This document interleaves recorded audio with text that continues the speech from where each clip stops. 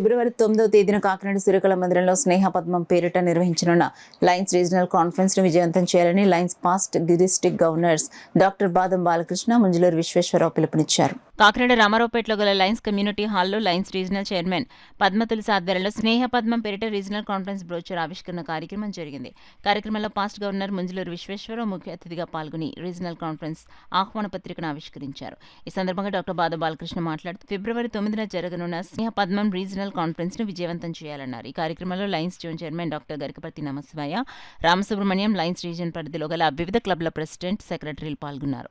జయప్రదం చేయాలని చెప్పి మన రీజియన్లోనూ మనందరూ కూడా కృషి చేయాలని కోరుకుంటూ, మరి మీ అందరికీ తెలుసు లీడర్షిప్ ఇన్స్టిట్యూట్ రాజమండ్రిలో ఒక సుమారు 3 కోట్లు వ్యయంతో కడుతున్నాం. ఆల్రెడీ 2 కోట్లు పెట్టి రక్షించాం. ఎంతమంది వస్తే రేపు ఎప్పుడైనా వెళ్ళచ్చు, కానీ రేపు ప్రత్యేకంగా నిన్న ఇవాళ రేపు అక్కడ పట్ల టైంలో 10 నుంచి 12 దాకా అందరూ ఉండి 3 మెంబర్స్ పేర్లు వాళ్ళు చూపెడతామని చెప్పి నిర్ణయం తీసుకున్నాం.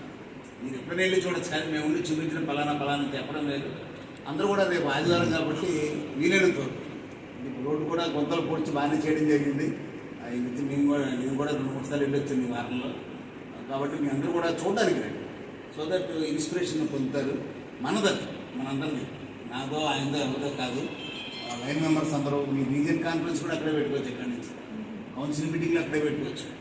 ఫిబ్రవరిలో ఇనాగ్రేట్ అయితే మార్చి ఏప్రిల్ నుంచి 4 ఫ్లోర్లో 3 ఫ్లోర్లు ఫినిష్ చేస్తాము.